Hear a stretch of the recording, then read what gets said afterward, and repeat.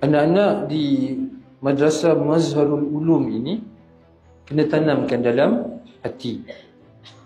Okey, kena tanamkan dalam hati dan mengambil kira suasana madrasah yang ada untuk belajar sungguh-sungguh, menuntut ilmu. Kita sedia maklum Allah SWT sebut dalam Al-Quran kelebihan orang-orang yang berilmu berbanding dengan mereka-mereka yang tidak berilmu. Qul hal yastawi alladhina ya'lamun wal ladzina la ya'lamun. Surah Az-Zumar.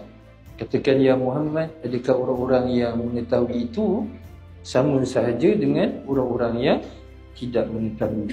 Jadi anak-anak madrasah Mazharul Ulum kena tanamkan dalam hati semangat untuk belajar ilmu agama ini.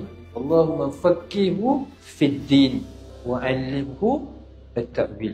Ini doa yang Nabi sallallahu alaihi wasallam baca supaya anak-anak diberikan kefakihan dalam agama. Jadi bila mana kita berada dalam bi'ah madrasah diniyah agama, ini peluang terbaik kita untuk mempertingkatkan ilmu pengetahuan tentang agama.